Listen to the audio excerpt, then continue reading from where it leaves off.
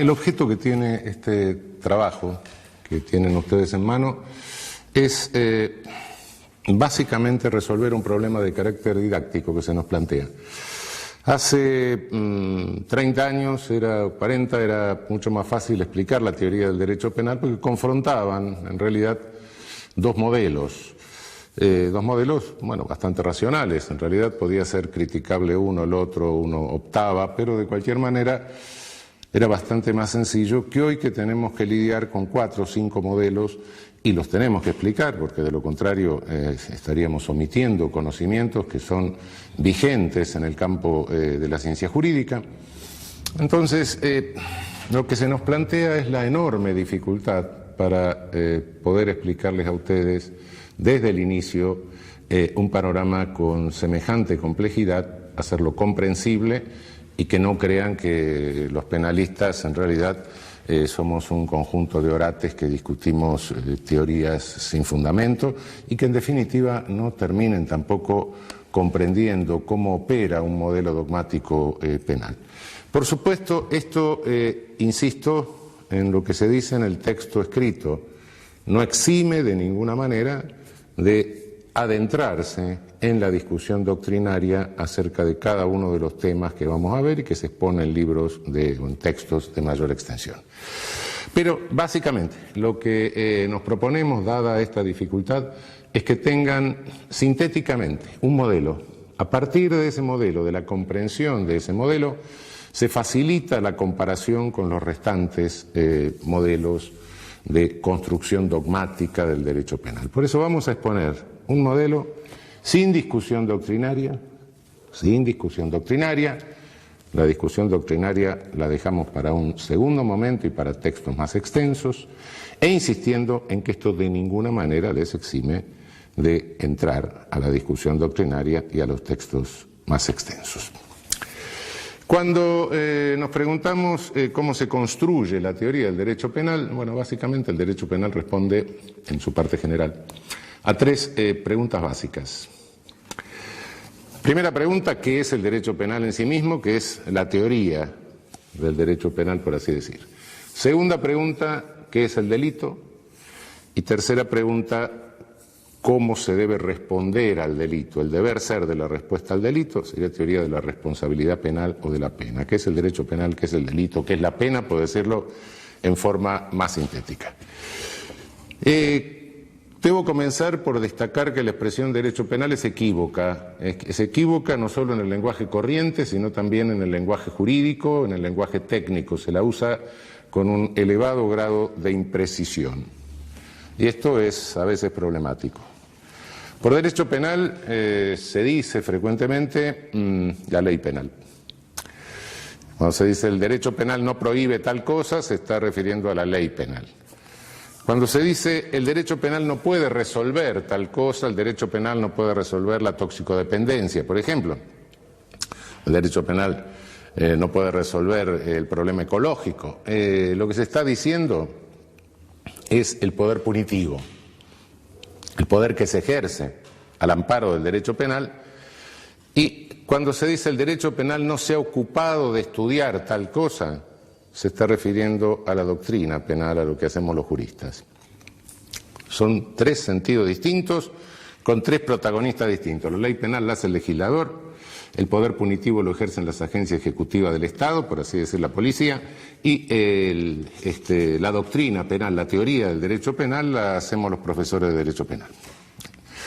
Por supuesto, son 3 conceptos diferentes que se mezclan en el lenguaje, y a veces se responde a uno con referencia al segundo, etcétera, lo cual confunde el discurso. Tengámoslo claro de entrada: legislación penal es una cosa, ejercicio del poder punitivo, habilitado o no habilitado por la ley penal, es otra cosa, y en tercer término, derecho penal reservémoslo para la llamada, si les gusta, ciencia del derecho penal o saber jurídico penal.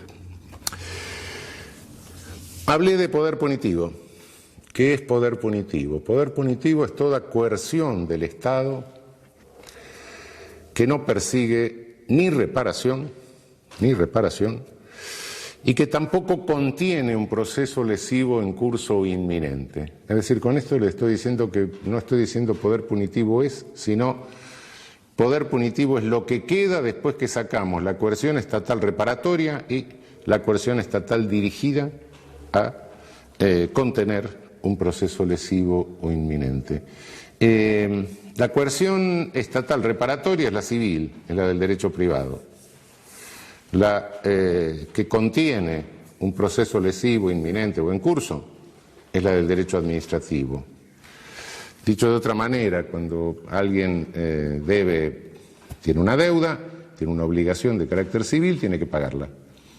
Entonces lo que se hace, si no la incumple, es reparar, obligándolo a pagar o ejecutándole un bien con lo cual se repara.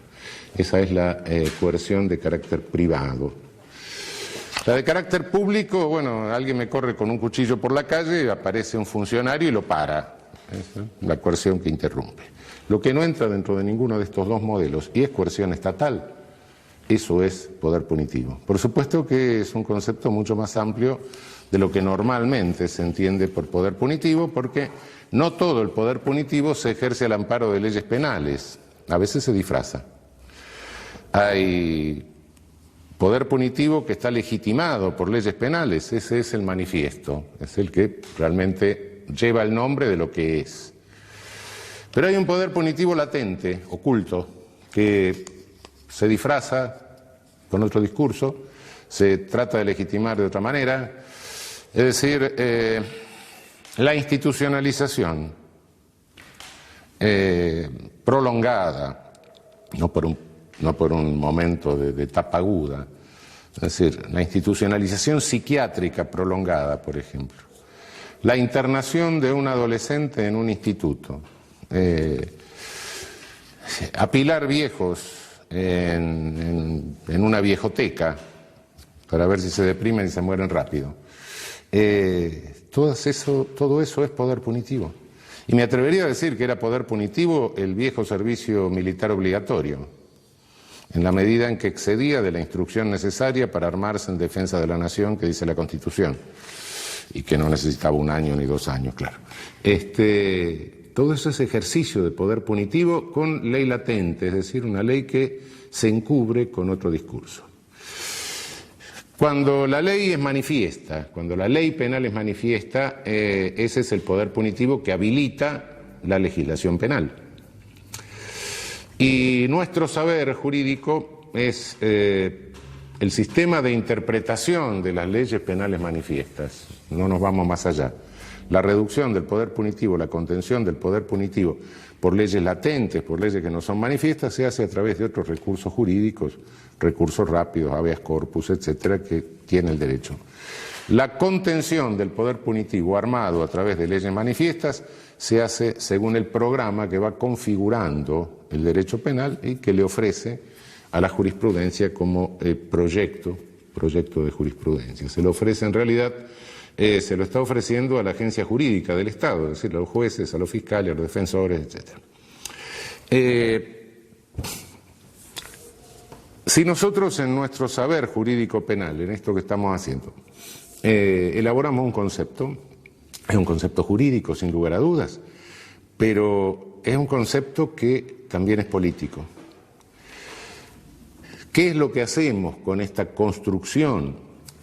Lo que estamos haciendo, como les decía hace un momento, es ofrecer un proyecto de decisiones a una agencia en que opera un poder del Estado. Si estamos haciendo eso y estamos hablando de una agencia que opera un poder del Estado, es una agencia política en el sentido de gobierno de la poli, no es política en el sentido que no es partidista, sí, eso correcto, pero en el sentido de gobierno de la polis es política. Cada concepto que nosotros elaboramos es un concepto que tiene un alcance, un sentido político, eso no lo olvidemos nunca. En este sentido político, bueno, lo que se nos enseña normalmente en la facultad es decir, bueno, el poder punitivo lo tienen ante todo los legisladores, que son los que hacen la ley, después lo tienen los jueces, que son los que aplican la ley, y por último, bueno, la policía, que son los que ejecutan las órdenes de los jueces. Esto es totalmente inexacto, pero es lo que normalmente se enseña formalmente. Ahora vamos a ver qué es inexacto. Cada rama del derecho se define por las características de la sanción que tiene la violación a sus normas. Derecho civil, derecho administrativo, derecho laboral, derecho mercantil, etcétera. Sí. Bien, la sanción que tiene la violación de la norma penal es la pena. No voy a entrar a toda la crítica y a la exposición de las teorías de la pena, sino a decir qué son. Ese es el gran inconveniente que tenemos. Hay una vieja clasificación de teorías de las penas que viene desde 1830 más o menos, la pueden ver ustedes en algún texto más extenso con todas sus variables. Pero ¿qué son estas teorías de la pena? Es lo que a cada penalista se le ocurre que la pena debe hacer, y en razón de lo que debe hacer elabora toda la teoría del derecho penal. Lo que debe hacer la pena es la función que debe cumplir el poder punitivo habilitado por las leyes penales. Bueno, lo que a mí se me ocurre que debe cumplir la pena. Por supuesto, este es el debe que está en mi cabeza, es el debe del deber ser. No es el ser de la pena, sino el deber ser, lo que a mí se me ocurre que es la función que debe cumplir, ese poder punitivo que habilito. Prevención general, prevención especial, positiva, negativa, retribución, lo que se me ocurra. Bien, pero el deber ser, si es que debe ser, es porque no es, o porque todavía no es. Y la pena no es como a mí se me ocurre, la pena es como es, ónticamente, en la realidad, en el mundo.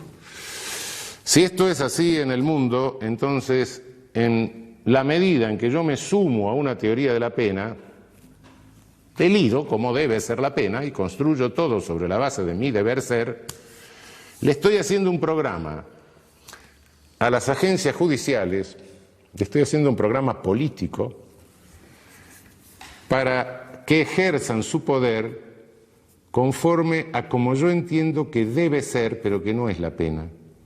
Y los estoy instigando a que apliquen penas que no son. Mirado desde el ser, el poder punitivo funciona exactamente al revés de la escala que dijimos hace un momento, legislador, juez, policía.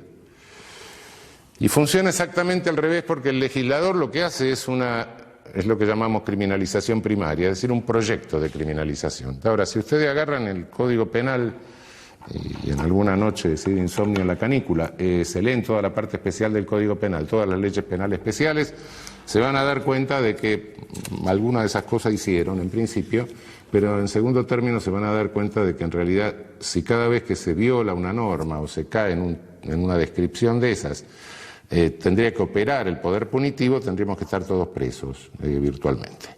Entonces es un programa absolutamente irrealizable. Así como si el derecho civil se realizara perfectamente y cuando conflicto mínimo que se diera, voy a estacionar el auto, aparece un juez civil que me dice, no, el señor tiene prioridad y no usted que está metiendo. Una sociedad totalmente ordenada. Si la norma penal se pudiera cumplir plenamente, sería invivible directamente, no separaría la sociedad, se paralizaría la sociedad. De modo que es un programa que tiene una extensión que es absolutamente inabarcable. Las agencias ejecutivas, las agencias de criminalización secundaria, es decir, las que individualizan a la persona que viola la norma y hacen recaer el poder punitivo sobre esa persona, tienen una capacidad operativa muy, muy chica, muy limitada.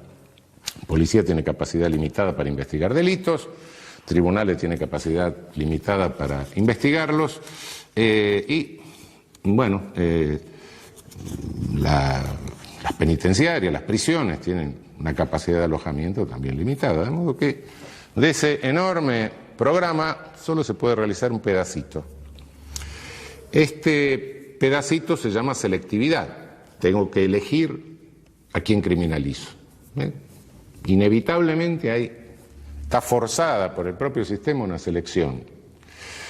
Y esa selección no la hacen ni los legisladores ni los jueces, sino las agencias ejecutivas.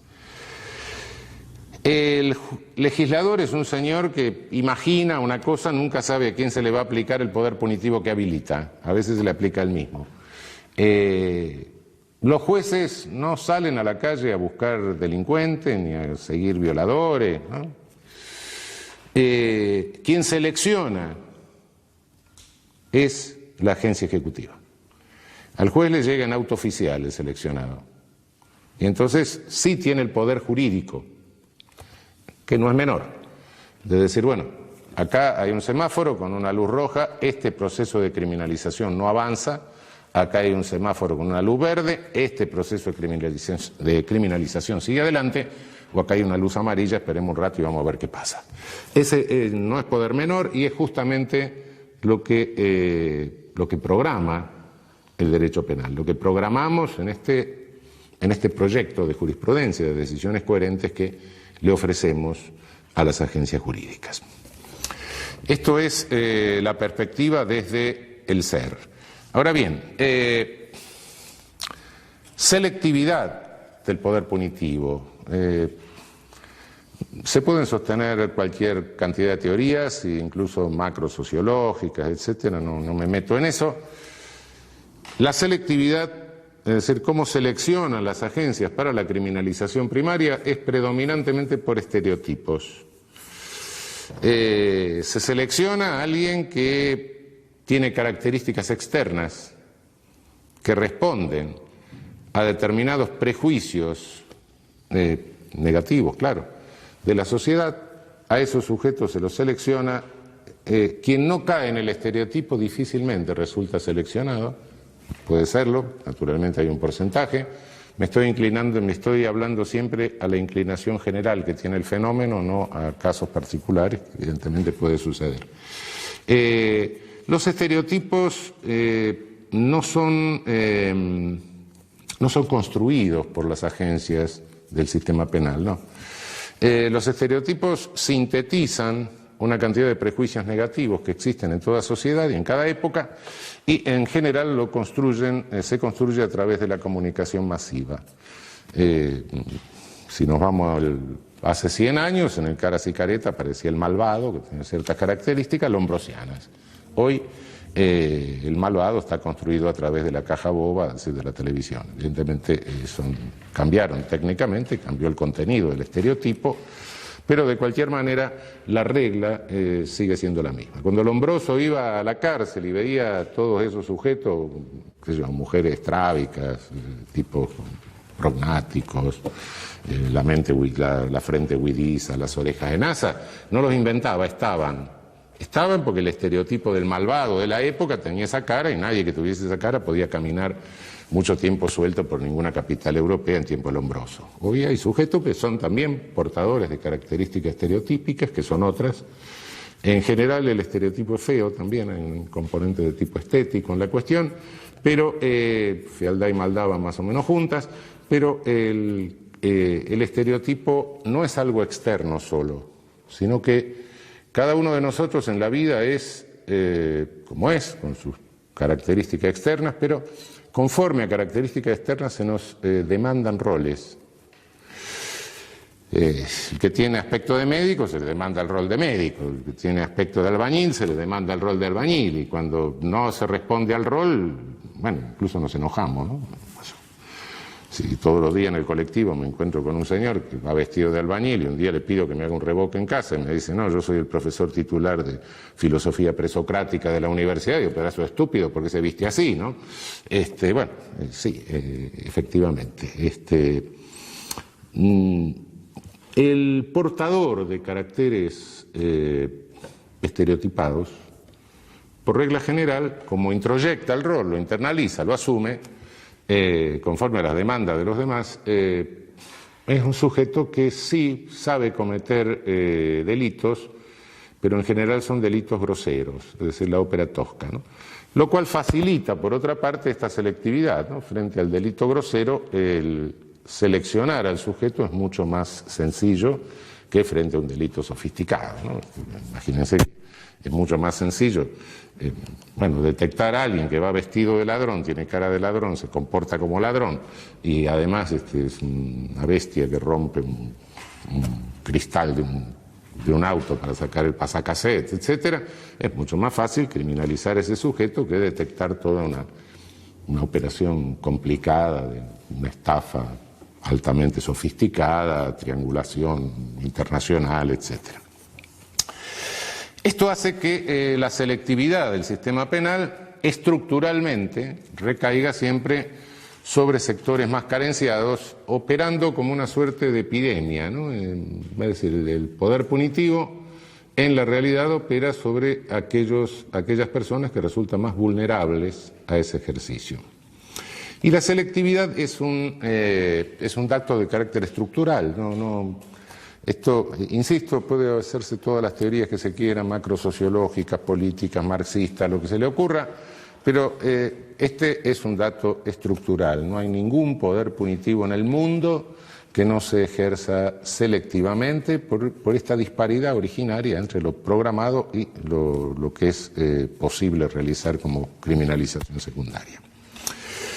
Quiero aclarar algo más, porque les puede llamar la atención este planteo originario que hago, porque invierto normalmente el planteo tradicional en materia de derecho penal, ¿no?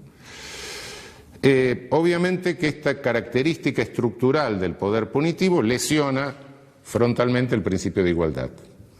Es una realidad, en alguna medida el ejercicio del poder punitivo siempre lesiona el principio de igualdad. Pero cuidado que no lo lesiona solo en el aspecto victimizante, en el aspecto criminalizante. También lo lesiona en el aspecto victimizante. El reparto de la victimización tampoco es parejo en una sociedad.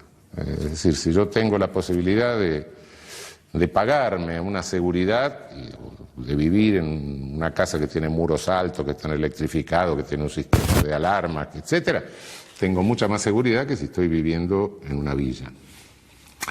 Entonces, entre el que vive en el country y el que vive en la villa hay un riesgo de victimización diferente. Entonces, también es selectivo de la otra punta, en la víctima. Y si nos vamos un poco más allá, y decimos, bueno, pero en este conflicto, además, ¿quién está en el medio? Bueno, agencias ejecutivas. ¿Cómo se integran esas agencias ejecutivas, especialmente en América Latina, me estoy refiriendo básicamente? Bueno, con una selectividad también. Se seleccionan, sobre todo a nivel de tropa, a nivel de jerarquías más inferiores, se seleccionan personas de los mismos segmentos sociales que están más castigados por la victimización y por la criminalización. Si lo observamos desde afuera, da la impresión de que se dice, bueno, aquellos segmentos excluidos, marginados o más carenciados de la sociedad, da la impresión que hay una suerte de fomento para que se maten entre ellos y en tanto, bueno, no se puedan coaligar y no tengan protagonismo político. Naturalmente que se pueden pensar 10.000 conspiraciones. No, lo cierto es que es así. No creo que haya nadie con una máquina pensando esto, programando esto. Si lo hubiese, habría que darle el premio Nobel al mal, pero no creo que eso exista. Pero sí, no creo en conspiraciones, pero sí creo en funcionalidades. Y la funcionalidad sí existe. Bueno, llegó la hora, frente a esta realidad de qué es la pena, preguntarnos qué nos incumbe a los penalistas al hacer la teoría del derecho penal, ¿no? ¿Qué es el poder punitivo? Bueno, en el ámbito de la sociología se discute muchísimo. La pena en lo óntico, en lo real, cumple una función plural, como se puede deducir de esto que estoy diciendo.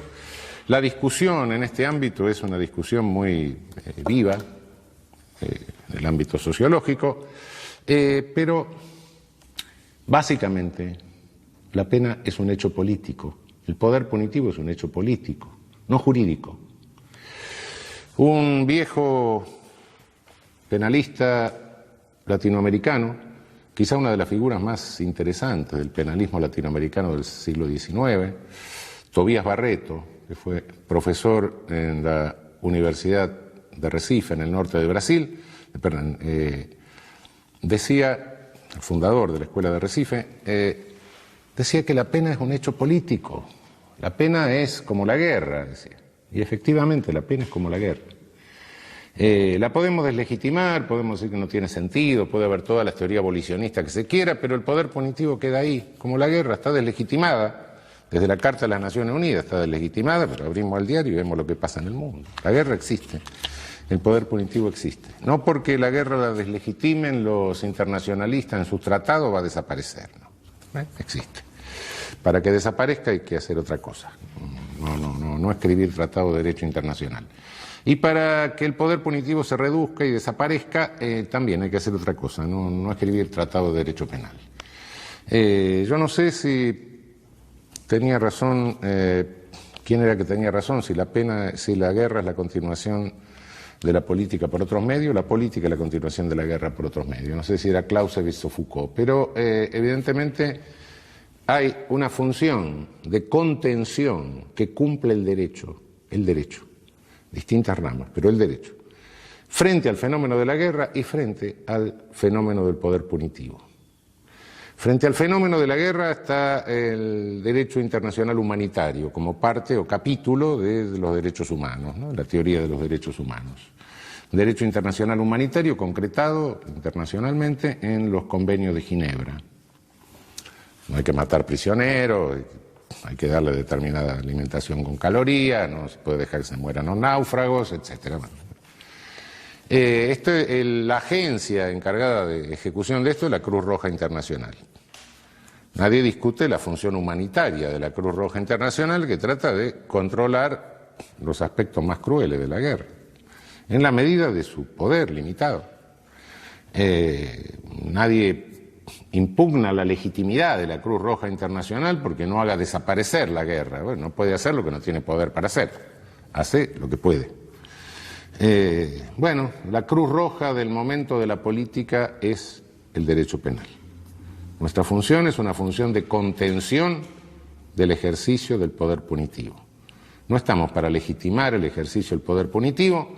El fenómeno jurídico no es el poder punitivo porque es un fenómeno político. El fenómeno jurídico que nos incumbe básicamente es la contención del ejercicio del poder punitivo para que no se desbande. Cuando el poder punitivo se desbanda, viene la masacre, viene el genocidio.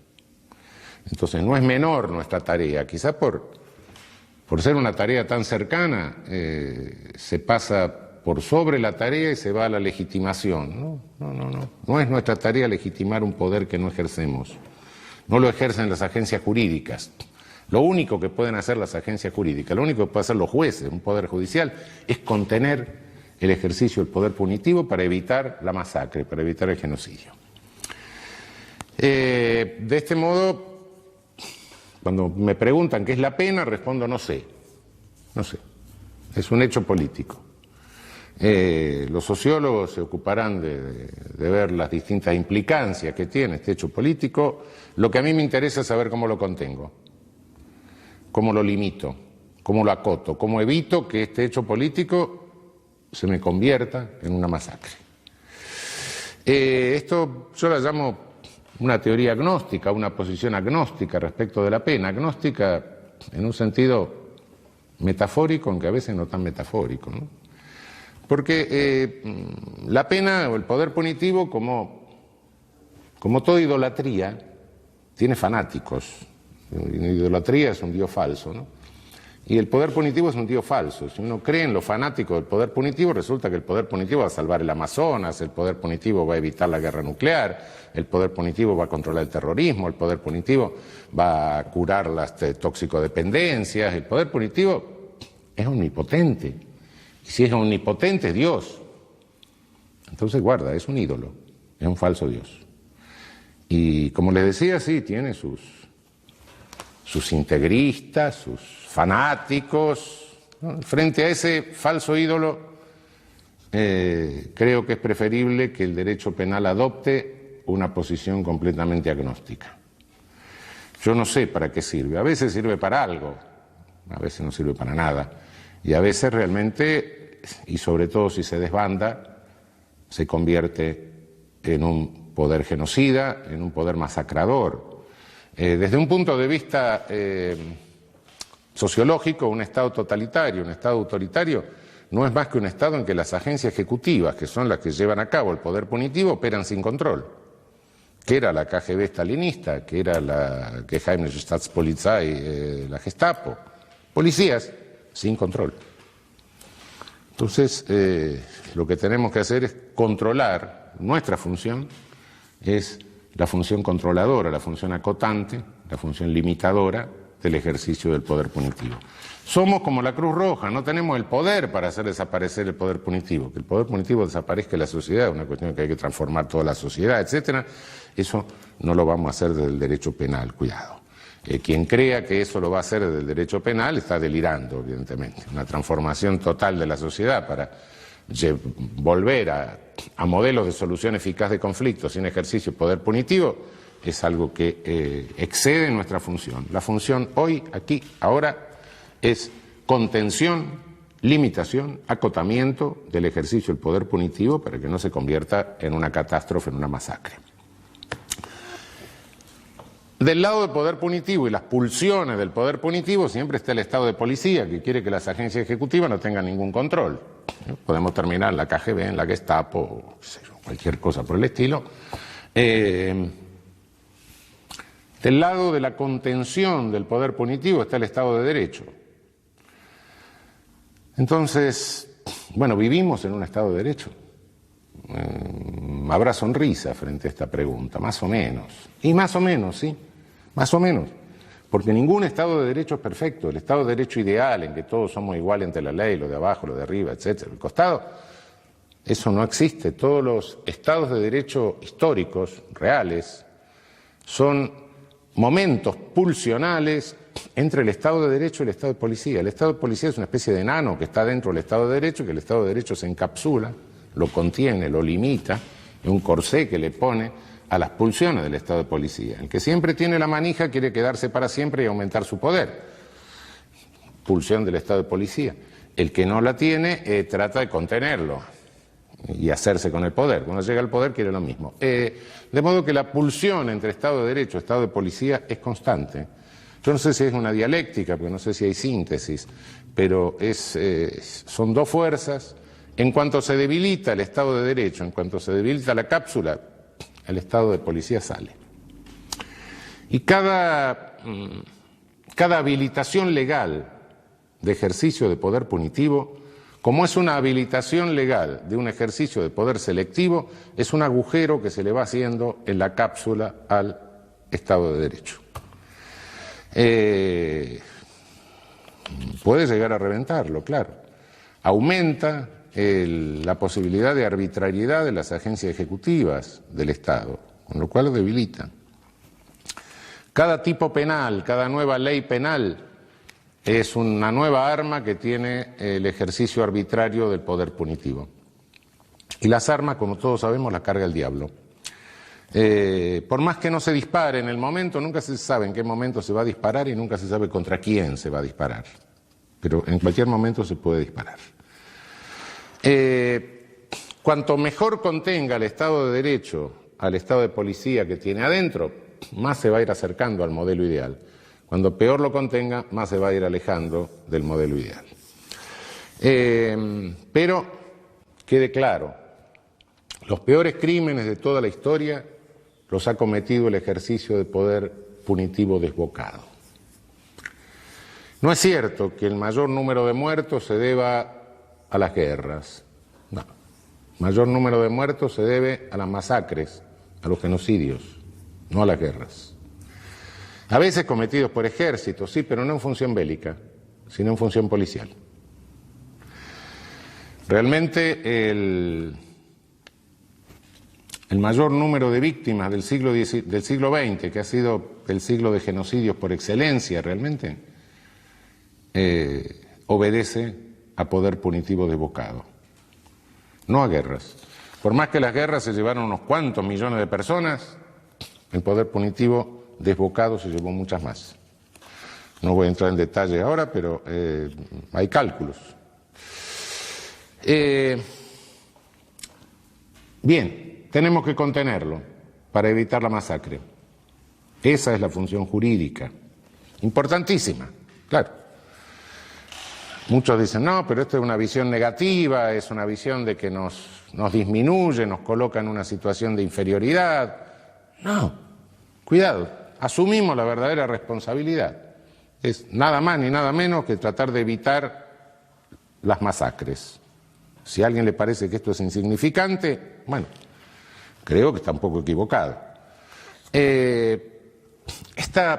¿Cómo lo hacemos? Somos un dique que está conteniendo las aguas del poder punitivo que pulsan por pasar y hacer la masacre.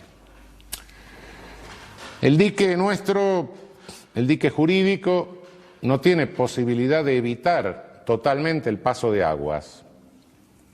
Entonces, ese dique tiene que manejarse con un sistema de compuertas inteligente. El sistema de compuertas inteligente es un sistema de filtros. Tenemos que filtrar aguas. Tenemos que filtrar poder punitivo. Lo tenemos que filtrar porque de lo contrario nos rompe el dique si lo queremos parar del todo. Entonces no tenemos posibilidad de eso. Ese filtro tiene que consistir en medir grados de irracionalidad de poder punitivo. Quizá todo el poder punitivo sea irracional, incluso en los casos en que parece más racional, ¿no? Un señor está sentado leyendo el diario, viene el vecino, le da un hachazo, nos parece todo racional el ejercicio de poder punitivo. Sí, bueno, pero en definitiva, si lo pensamos un poco, nos damos cuenta de decir sí. Encerramos al sujeto, se quedó huérfano los hijos del muerto, la viuda tiene que salir a trabajar, el Estado tiene que atender con previsión social, etcétera. Este sujeto lo tenemos encerrado, no hace nada. Sí, lo encerramos 1 año, 10 años, 20 años, 30 años, lo matamos. Sí, pero el conflicto se creó y no le hicimos hacer nada por resolver el conflicto, de modo que muy racional tampoco es, de cualquier manera. ¿Sí? Algo hay que hacer, bueno, sí, no puede nadie darle un hachazo al vecino, pero quizá en el fondo, hasta en los casos más claros en que nos parece razonable el poder punitivo, sí, racional. Pero bueno, de cualquier manera tenemos que seleccionar. Y decir, bueno, en este caso el contenido de irracionalidad es menor, lo dejamos pasar.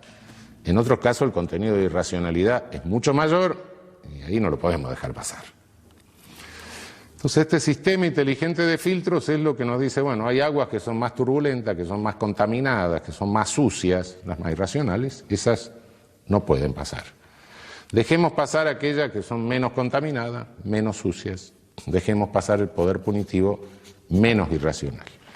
Reconociendo que quizá hasta ese menos irracional tiene en el fondo un cierto contenido de irracionalidad. ¿Por qué? Porque no resuelve el conflicto.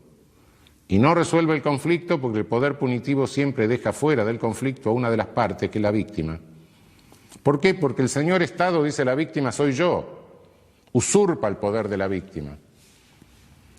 El soberano dice el ofendido soy yo. Bueno, el ofendido va a ser usted, soy a mí que me rompieron la cara. No, mire, usted es la víctima y usted venga como testigo. Y si no viene como testigo, usted es un delincuente. Entonces el conflicto no se resuelve. Por eso en el fondo hay siempre un cierto grado de irracionalidad. Contener el poder punitivo de esta manera en este momento tiene una alta importancia, muchísima importancia. ¿Por qué? Porque domina en el mundo un discurso único de medios que propugna la venganza y el desenfreno de todo poder punitivo. A diferencia de lo que pasaba en el siglo pasado, en los totalitarismos, en los autoritarismos de entreguerra, en el fascismo, en el nazismo, en el comunismo, en el stalinismo, hoy no hay discurso, no hay un discurso autoritario, coherente, no hay paradas militares, edificios neoclásicos, uniformes, camisas pardas, no. Hoy es gris el asunto, una cosa, hoy tiene la cara de las administraciones republicanas de Estados Unidos. Hoy no, es un discurso que es el no pensar, hay publicidad, no hay discurso, realmente. Esa publicidad tiene una eficacia realmente importante, ¿no?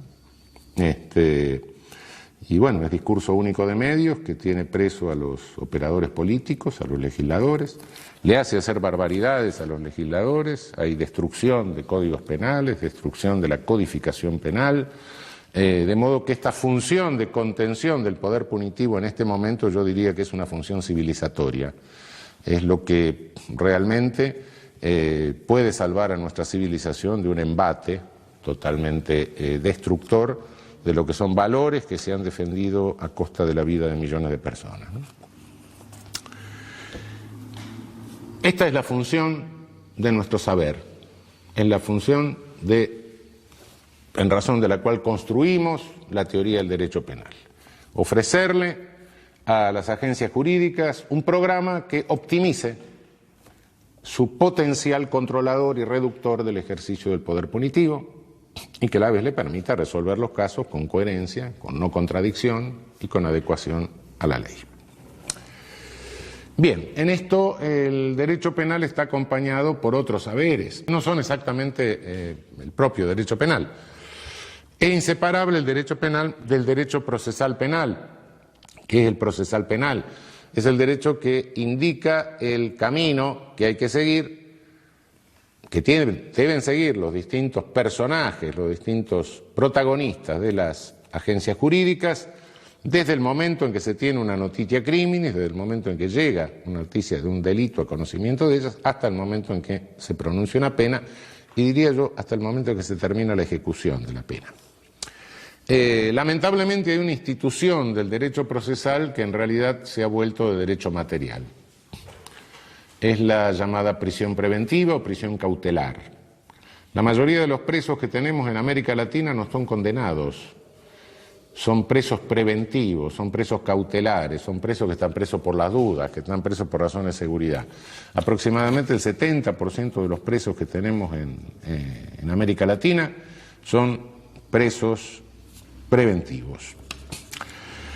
Hay otra rama jurídica que acompaña al derecho penal, que es el derecho de ejecución penal, en nuestro país hoy regulado por la Ley 24.660.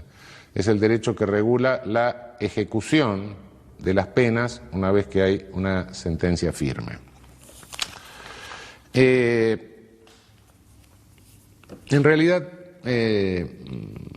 todo este fenómeno que estoy explicando, en gran medida responde a una explicación que la da otra disciplina u otro orden de conocimientos interdisciplinario, no voy a entrar a la discusión, que se llama criminología. La criminología es el conjunto de conocimientos provenientes de distintas disciplinas que me permite acercarme o aproximarme a la realidad del delito y del funcionamiento del sistema penal, de la operatividad del sistema penal. Si tengo que verificar el nivel de irracionalidad del ejercicio del poder punitivo, no puedo hacerlo sin los datos que me proporciona la criminología, que es la ciencia óntica, la de los hechos por excelencia. Ciencia o conjunto de conocimientos, etcétera, proveniente del campo de la sociología, de la psicología, etcétera. Por supuesto que este conjunto de conocimientos también fue manipulado ideológicamente a lo largo de la historia, como lo pueden ver ustedes en lecturas más extensas, no me voy a ocupar hoy de la cuestión, pero indiscutiblemente si el derecho penal no puede prescindir de la información acerca de los efectos reales de sus decisiones. Cada decisión del derecho penal, les dije hace un rato, es una decisión de carácter político que se traduce en un ejercicio de poder del Estado, de una agencia del Estado. Por ende, ese efecto se produce en un mundo real. Si prescindimos de los conocimientos de lo que pasa en el mundo real y hacemos sentencias o le proponemos a los jueces hacer sentencias con una visión normativa del deber ser sin tener en cuenta el ser, bueno, el derecho penal se psicotizó. El derecho penal está absolutamente psicótico entonces. No nos interesa lo que pasa en la sociedad, nos interesa la coherencia normativa de lo que estamos haciendo.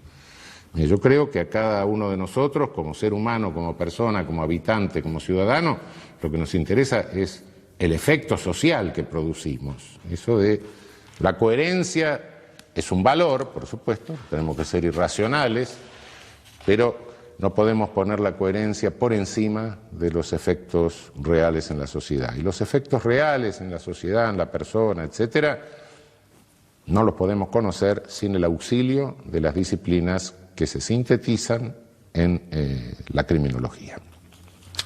Bien, para construir la teoría del derecho penal tenemos una serie de principios. Tenemos que hacer un edificio. Los principios son algo así como las ordenanzas municipales cuando tenemos que hacer un edificio. Esto lo tenemos que construir respetando determinadas reglas. Principios constructivos, llamémosle. Las ordenanzas municipales edilicias para la construcción del edificio. En este sentido, la fuente de estos principios constructivos, la primera fuente de estos principios constructivos es el derecho penal. Del derecho penal es el derecho constitucional. El derecho constitucional es el que nos marca los lineamientos básicos en la construcción de toda la teoría. No puede haber una contradicción entre el derecho constitucional y la ley penal infraconstitucional. Si hay una contradicción, la ley penal infraconstitucional directamente debe ser declarada inconstitucional. Y si hay dos posibles interpretaciones, una conforme a la Constitución y otra inconstitucional, tenemos que elegir la interpretación conforme a la Constitución. El derecho penal, la primera ley básica del derecho penal es que debe ser de acto. El artículo 16, al establecer la igualdad ante la ley, nos dice, nos baja desde la Constitución, nos dice, bueno, muchachos, acá lo único que se puede penar es un acto. No se puede penar una persona, no se puede jerarquizar seres humanos, es decir, no se puede discriminar. Discriminación no es toda diferencia entre seres humanos, naturalmente que los seres humanos son diferentes, y, bueno, yo no puedo pretender ser bailarín del Teatro Colón, ni puedo pretender integrar la selección argentina de fútbol, no. Bueno, ¿por qué no? En consecuencia, pero eso no es discriminación. Discriminación es cuando se jerarquiza seres humanos con un contenido de carácter peyorativo, como es una criminalización, naturalmente. El 16 de la Constitución nos obliga, en el principio de igualdad, solamente a penar actos, no personas. Después nos vamos a ocupar de esto porque parece que entro en contradicción con lo que dije antes. No es contradicción. Ya vamos a ver qué sucede. Los mandatos fundamentales se deducen de la Constitución. Para clasificarlos de alguna manera, no niego que puede haber otros criterios de clasificación, solo es un criterio de tipo expositivo. Yo diría que hay tres órdenes de reglas constructivas. Tres mandatos fundamentales, digamos, de los cuales se derivan otros. El mandato de legalidad, el mandato de respeto elemental a los derechos humanos y el mandato derivado del principio republicano de gobierno. Del mandato de legalidad se deriva la legalidad formal, una conducta que pueda ser delito tiene que estar establecida en ley formal, sea del Congreso de la Nación respecto de la mayoría, que son, bueno, la facultad de dictar el Código Penal está delegada en nuestro país por las provincias al Congreso Federal, de modo que tiene que ser una ley formal del Congreso Federal. El Ejecutivo no puede crear leyes penales por decreto, el único que puede crear es el Congreso Federal, salvo las leyes provinciales que se reservaron las provincias, como en materia de prensa, por ejemplo. Delitos de prensa no pueden ser tipificados por el Congreso Federal. Acá el Congreso Federal se ha excedido muchas veces, pero no importa. ¿Se plantea algún problema con la llamada ley penal en blanco, la Blankengesetzbindung? Son leyes en que la ley remite a otra ley, manda a otra ley. El que violare los reglamentos, el que violare las normas sancionadas para tal cosa. Cuando la otra ley es una ley propia del Congreso de la Nación, del Congreso Federal, no hay problema. El problema es cuando remite a ordenanzas municipales, a decretos del Poder Ejecutivo, la ley de drogas, la ley de armas, etcétera. Yo tengo dudas muchas veces sobre la constitucionalidad de estas remisiones. En realidad pueden representar en algunos casos verdaderas delegaciones de poder punitivo que son propias y exclusivas del Congreso de la Nación. Hay que tener cuidado en el análisis de estas leyes penales en blanco sobre el aspecto de legalidad formal. Segundo, derivado del mandato de legalidad está el principio de irretroactividad. La ley penal más gravosa, la ley penal que agrava, nunca puede ser retroactiva. La más benigna es retroactiva, debe ser retroactiva por mandato de la Convención Americana de Derechos Humanos. Ley penal más benigna no es solo aquella que establece una pena menor, no es solo aquella que naturalmente desincrimina el hecho, sino que también puede ser aquella que establece causas de justificación, de exclusión, de pena, etcétera, o amplía las existentes. Hay leyes desincriminatorias que por supuesto son más benignas, también está la ley desincriminatoria anómala, que es la ley de amnistía, el olvido del delito, amnistía viene de amnesia, ¿no? El tercer subprincipio de este mandato sería el principio de máxima taxatividad legal o interpretativa. Es deber del legislador penal agotar los recursos técnicos para que no queden dudas acerca del concepto, del pragma que quiere incluir en la ley.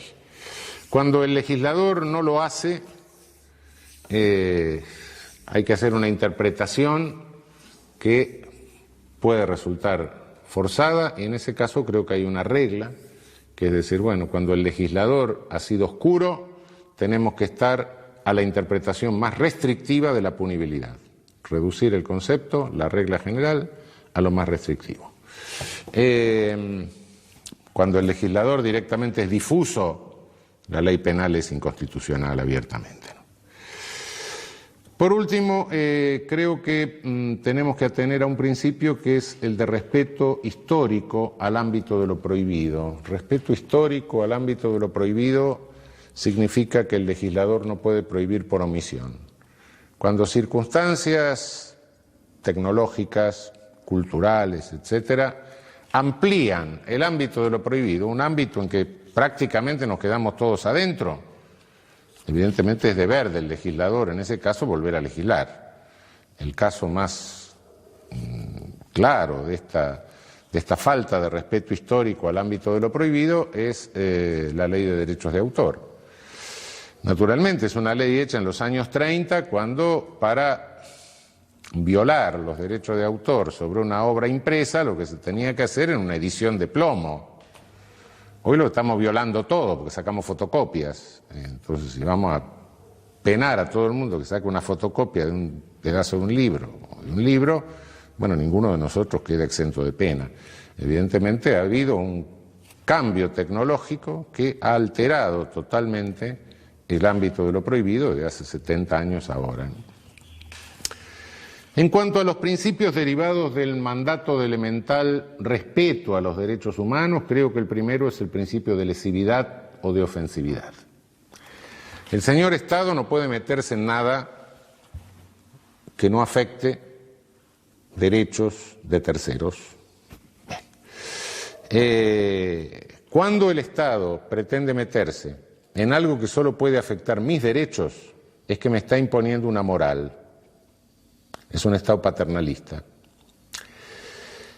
Ese Estado que pretende imponerme una moral, ese Estado paternalista, es un Estado inmoral. Decía Radbruch con toda razón, el derecho es moral justamente porque posibilita lo inmoral. Es decir, me permite convertirme en persona respetando mi autonomía ética. Esto está consagrado en nuestra Constitución Nacional de una manera claramente expresiva, muy significativa, en el artículo 19 de la Constitución Nacional. Este artículo les recomiendo que lo sepan de memoria. Es el pilar fundamental de nuestra Constitución. Nuestro derecho no es un derecho al servicio de ningún ídolo, de ningún ideal, de ninguna cosa suprahumana, trascendente, sino que es un derecho intrascendente de la persona. Es el respeto a la dignidad de la persona y la persona entendida como ente con autonomía ética, como ente poseedor de una conciencia conforme a la cual señala o distingue entre el bien y el mal. Conciencia que la tiene el otro, que tengo enfrente, y a la cual su conciencia le puede indicar otro criterio moral diferente del mío. Y los dos tenemos que convivir. Bien. Principio de humanidad. Ninguna pena, no solo en abstracto, sino también en concreto, puede representar una crueldad inusitada para la persona penada. Naturalmente, cuando ya directamente en la pena prevista en abstracto lo que se cae es en una desproporción loca, en una violación del principio de proporcionalidad, en tal caso, bueno, la violación está claramente en la ley. Pero en la aplicación concreta también puede resultar una pena privativa de libertad que se convierte en una pena de muerte. Es decir, una persona que privada de libertad, pero con un padecimiento susceptible de ser tratado, pero que los efectos de la privación de libertad le pueden condicionar una situación depresiva que dificulta el tratamiento y que lo lleva a la muerte. El problema de la pena naturalis, cuando del propio hecho se deriva un daño hacia la persona de una calidad tal que directamente hace absolutamente inútil o cruel en ese supuesto la aplicación de la pena. Un sujeto va a poner una bomba, le revienta la bomba, le vuela los dos brazos, las dos piernas, va a poner una pena. O hechos culposos, sobre todo, hechos culposos de tránsito, donde el sujeto sufre lesiones graves, lesiones gravísimas, queda mutilado, se muere toda la familia. Del propio hecho surge, bueno, ahora que todavía que pasó esto, voy a poner la pena, son violaciones al principio de humanidad. El principio de intrascendencia mínima, o de intrascendencia máxima, o de mínima trascendencia. La pena siempre trasciende a terceros, es casi inevitable, sobre todo si es pena privativa de libertad, trasciende a la familia. Si el sujeto es un comerciante, un industrial, la pena puede trascender a su actividad y por ende trascender a empleados, trabajadores, etcétera. Es casi inevitable que la pena trascienda, por más que es un principio que la pena no puede trascender la persona del infractor, pero de hecho la pena trasciende. Bueno, hay que tratar el principio de trascendencia mínima, impone que evitemos toda trascendencia absolutamente innecesaria, que sea innecesaria, que limitemos la trascendencia a aquello que es inevitable como consustancial ónticamente a la pena. La prohibición de doble punición. El hecho todo delito debe ser penado una vez y una única vez. No puede haber dos penas para un mismo delito. Esto no se debe hacer.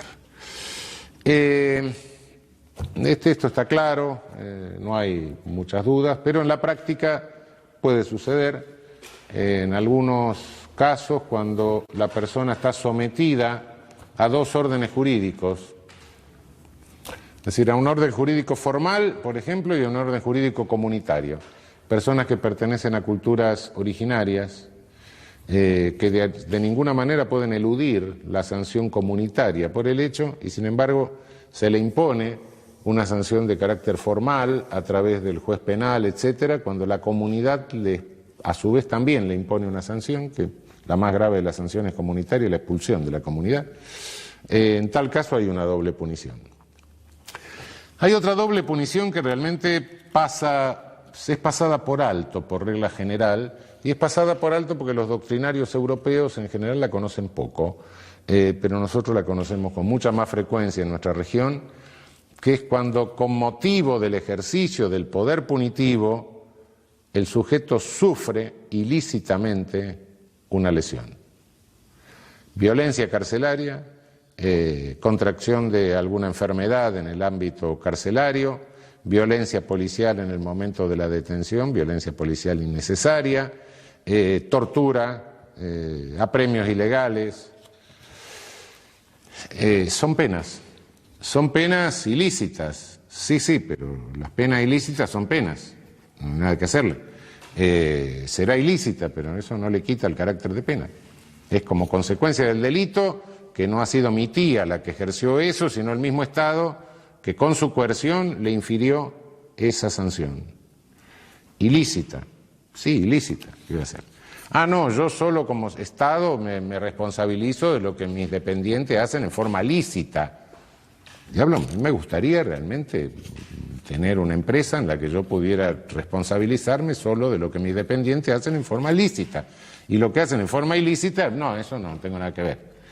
No, son penas. A la hora de la pena formal hay que tener en cuenta esto porque es una manifestación de doble prohibición. Otro principio elementalísimo de respeto mínimo a los derechos humanos es el principio de buena fe o pro homine en la interpretación de la ley y fundamentalmente en la interpretación de los derechos. El enunciado de cualquier derecho debe considerarse un límite de criminalización y no una legitimidad de criminalización. Hay una inversión perversa, una perversión de la interpretación jurídica cuando a partir de decir, bueno, tal convención me respeta tal derecho, entonces como me respeta tal derecho, la lesión a ese derecho le pongo la pena máxima que se me ocurre. Es decir, tal convención me garantiza, y la Constitución, etcétera, me garantizan el derecho al honor. Entonces, cualquier medio de comunicación que lesione mínimamente el honor, le tengo que poner 10 años de privación de libertad. ¿Por qué? Porque el honor está tutelado. No, cuidado, es una interpretación de carácter perverso. El derecho siempre es en lo que me está marcando, es una limitación al ejercicio del poder punitivo, no una legitimación loca al ejercicio del poder punitivo. Por último, tenemos los principios que se derivan del mandato republicano de gobierno. Hay un principio muy poco trabajado que es el acotamiento material. Realmente da la impresión de que el legislador penal puede tipificar cualquier cosa, puede combinar con pena cualquier cosa. Y de hecho, históricamente esto ha sucedido. Si ustedes se fijan, todas las declaraciones de derechos que tienen ahí en el apéndice de la Constitución, van a ver que cuando llega la parte penal, sobre todo se la delimita formalmente, porque el contenido, la limitación al legislador en cuanto al contenido de lo prohibido, está muy poco trabajada. El principio de lesividad, etcétera, bueno, pero ¿qué bienes jurídicos? ¿Qué tipos de conductas? Yo creo que esto requiere, y sobre todo requiere en tiempos como en los últimos 30 o 40 años, que son tiempos de inflación penal, se pena todo, se mandan mensajes a través de leyes penales, como no se sabe cómo resolver los problemas, se lo pone en la ley penal, se va a poner el cáncer, el SIDA en cualquier momento en la ley penal, como solución lo penamos, bueno, se está cayendo en una irracionalidad, en una amplificación de los tipos penales. Hace 60, 70 años, bueno, intuitivamente más o menos todos, y diría que casi todos los habitantes del país, más o menos, que sabían leer y escribir, intuitivamente, no técnicamente, pero había 40, 50 delitos de lo que todos sabíamos más o menos que eran delitos. Hoy directamente no lo sabemos los profesores de Derecho Penal, no lo saben los jueces, que de repente dictan sentencias en base a legislación penal derogada. Es decir, directamente se ha convertido esto en una monstruosidad, producción de leyes penales cotidiana, lo cual, bueno, ha descodificado toda la legislación y ha causado.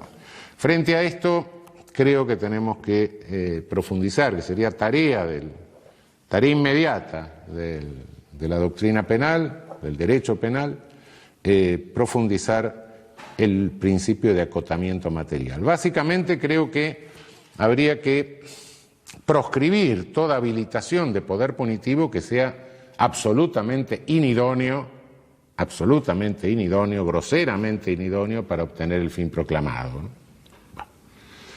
Si tuviera que ejemplificar con un caso de absoluta inidoneidad para obtener el fin proclamado, diría que la punición del consumidor de un tóxico prohibido para evitar la toxicodependencia y el tráfico de tóxicos prohibidos. Es un absurdo, por supuesto.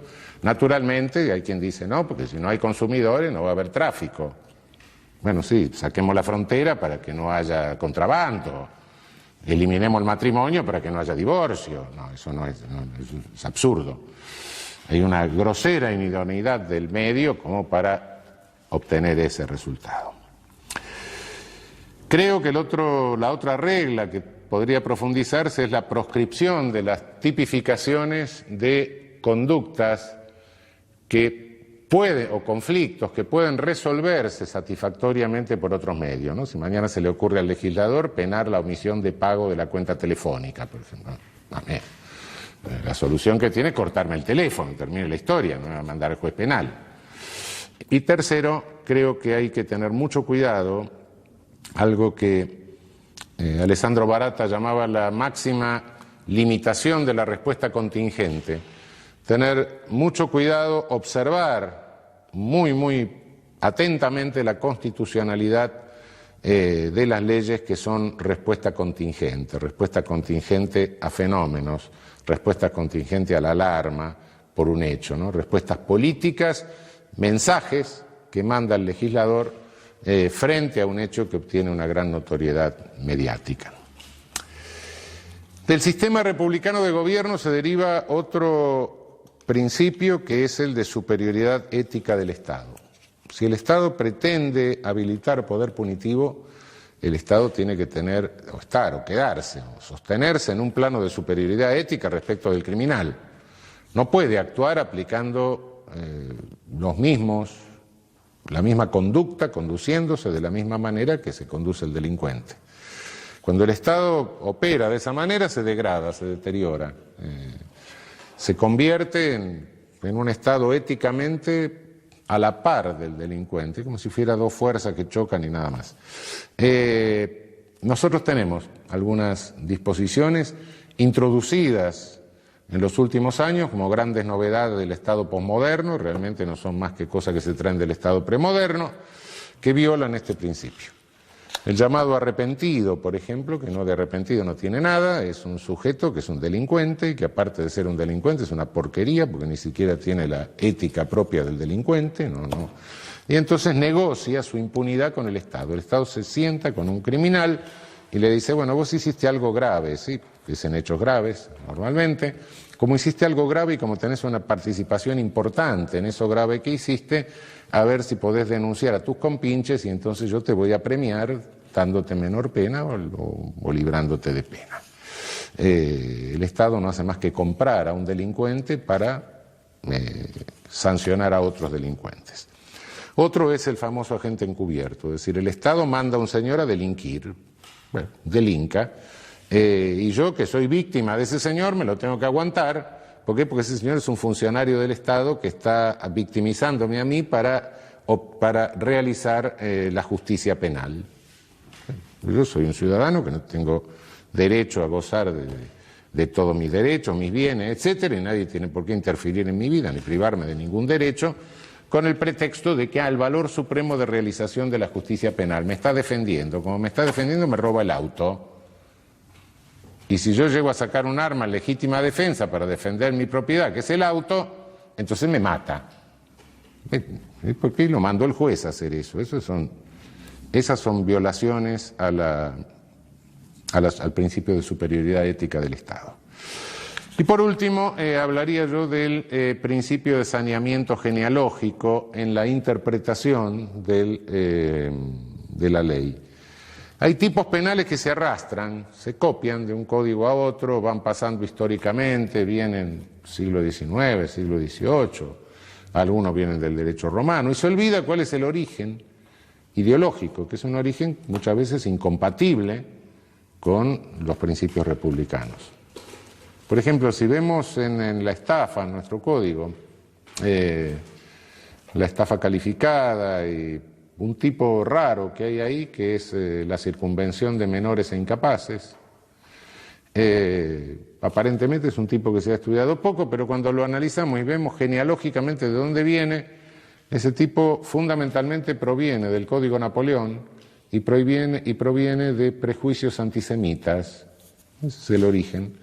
Lo cual, bueno, naturalmente uno lee el tipo, parece que es un tipo inofensivo, pero genealógicamente es un tipo antisemita. Por último, después nos vamos a ocupar de esto más en detalle, el principio de culpabilidad.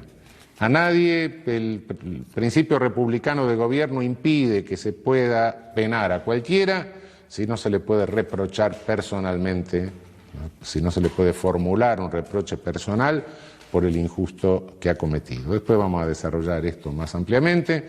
Es decir, a nadie se le puede penar por la mera causación de un resultado. El versarium rei licita quería la causa, quiso el efecto, quiso el resultado. Esto no puede funcionar en función del principio republicano. La pena tiene que estar fundada en un reproche personal que se le puede formular al sujeto porque habiendo tenido la posibilidad de realizar una conducta, realizó otra. Bien, hasta acá hemos visto concepto de derecho penal, la teoría de la tesis acerca del poder punitivo de la pena, hemos visto los principios constructivos del edificio, las ordenanzas municipales que tenemos que respetar a la hora de construir nuestro edificio teórico. Bueno, ¿y qué ámbito de vigencia espacial tiene esto? Bueno, el derecho penal que construimos, lo que proponemos, tiene una vigencia espacial que se funda básicamente en la territorialidad, se aplica sustancialmente en el territorio. Toda ley penal tiene vigencia en el territorio del Estado que la dicta, básicamente. El principio de territorialidad es un principio universal, pero además suele combinarse con otros principios. El principio real o de defensa, que es aquel que se aplica al Estado titular del bien jurídico. Por ejemplo, en falsificación de moneda, el efecto de falsificación de moneda se produce sobre el Estado emisor de la moneda. También está la cuestión, hay una cuestión de espacial. Se realiza una conducta en un Estado, se produce el efecto en otro Estado. Este es el principio real o de defensa, que el otro principio es el de personalidad. Según el principio de personalidad, la ley penal sigue a la persona, esté donde esté, ¿no? Es el principio de personalidad activa, es decir, sigue al infractor lo sigue el derecho penal de su país, aunque cometa el delito en otro lado, pero también el principio de personalidad pasiva, la víctima. La nacionalidad de la víctima determina la ley aplicable al victimario. Nuestra ley positiva no reconoce principio alguno de nacionalidad o de personalidad, ni activo ni pasivo. Y por último tenemos el principio universal.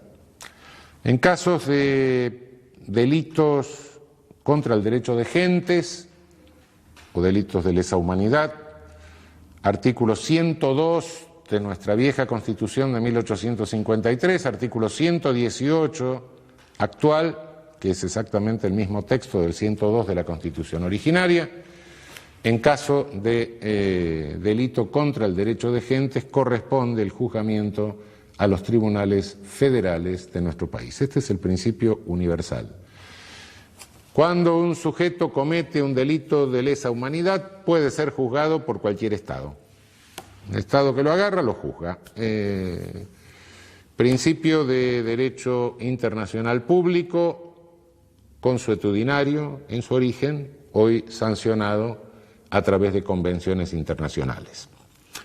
En el derecho internacional, la costumbre es fuente del derecho.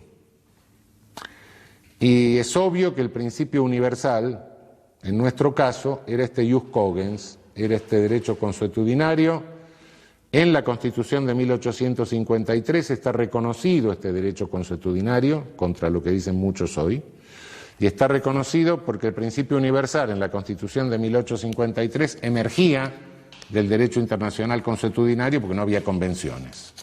Entonces queda claro que nuestra Constitución desde sus orígenes reconoce la fuente consuetudinaria del derecho internacional y por ende del derecho internacional penal. El derecho penal internacional es un fenómeno que se produce a partir del final de la Segunda Guerra Mundial, Tribunal de Nuremberg, Tribunal de Tokio, tribunales establecidos por los vencedores, tribunales ad hoc, tribunales especiales creados por Naciones Unidas, mucho más acá, que fueron los tribunales ad hoc para la ex Yugoslavia y el tribunal ad hoc para Ruanda, crímenes de lesa humanidad cometidos en territorio de los Balcanes y en África, en Ruanda. Y finalmente tenemos el derecho penal internacional, o internacional, sí, derecho penal internacional, que es el instrumento último es el Estatuto de Roma, que crea el Tribunal Internacional, el Tribunal Penal Internacional. Se discute la función de la pena en el derecho penal internacional. Yo creo que la pena no cambia de ninguna manera su carácter. El poder punitivo no pierde el carácter selectivo por el hecho de internacionalizarse. Conserva todo su carácter selectivo, más aún quizás se agudice porque entran factores políticos. Sin lugar a dudas que a un tribunal penal internacional va a dar a alguien que perdió el poder. Sí, mientras lo tiene, no. Lo cual agudiza la característica selectiva que tiene el ejercicio de poder punitivo. ¿Significa esto que la pena por esta razón, la pena del derecho internacional penal no tiene ninguna utilidad? No, yo creo que la tiene. Creo que la tiene en dos sentidos. Primero, diría que puede poner orden, es susceptible de poner un poco de orden en algo que si se va de la mano puede resultar terriblemente caótico, como sería el caso de la aplicación indiscriminada del principio universal. Si a cada uno se le ocurre empezar a penar al jefe de Estado vecino que encuentra en su territorio, bueno, vamos a tener un pequeño problema. El derecho universal, el principio universal es un principio generoso, pero en el cual hay que tener bastante cuidado en su aplicación, porque la calificación la puede hacer el Estado que ejerce la competencia o la jurisdicción, y en tal caso esto puede resultar caótico. Creo que eso permite poner bastante orden en la cosa. En segundo término, creo que hay algo que después lo vamos a ver un poco más claro al hablar de culpabilidad.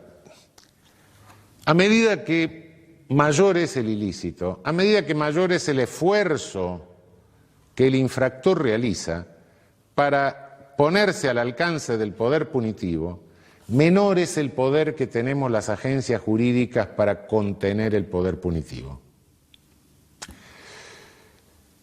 Esto lo verificamos históricamente.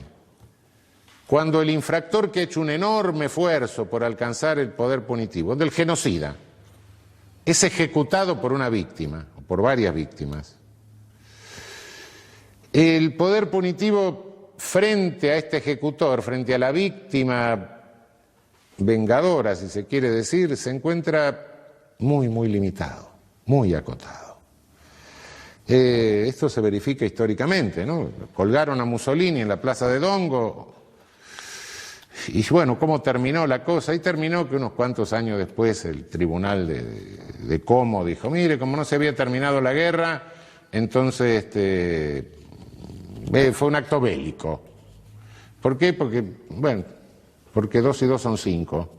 ¿Qué pasó con los armenios que mataron a los genocidas turcos en Alemania? Y lo declararon inimputable.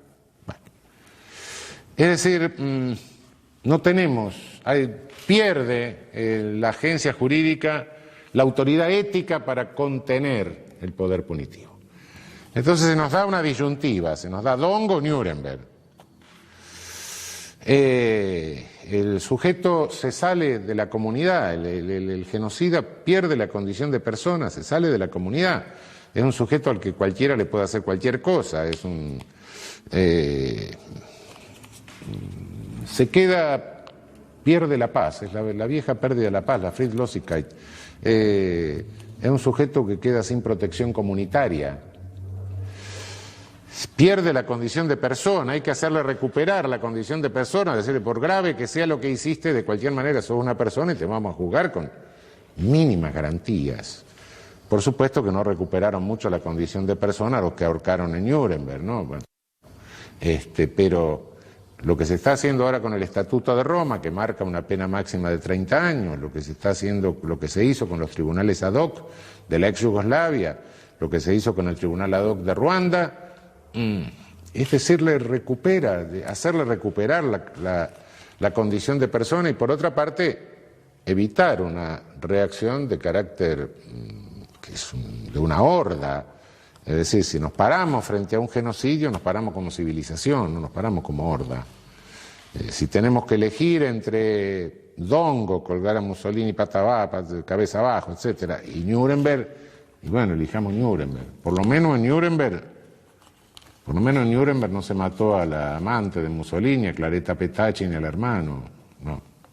En Nuremberg mataron a los que tuvieron que matar. Y condenaron a los que tuvieron que condenar y absolvieron a algunos. Bueno, está bien. Con mínimas garantías, sí, cierto. Pero bueno, se evita el acto vandálico, el acto, se recupera de alguna manera la condición de persona del genocida, del criminal contra la humanidad. Lejos de ser un derecho penal del enemigo, es la negación del derecho penal del enemigo. En el derecho penal del enemigo le digo, vos no sos más persona. Aquí se le dice, pese a lo que hiciste, sos persona, vení que te voy a juzgar con mínimas garantías, por lo menos. No voy a dejarte librado a una horda asesina. Bien, con esto cerramos el panorama de la primera pregunta de qué es el derecho penal. Hemos visto la noción de derecho penal, los principios constructivos del edificio teórico del derecho penal, hemos visto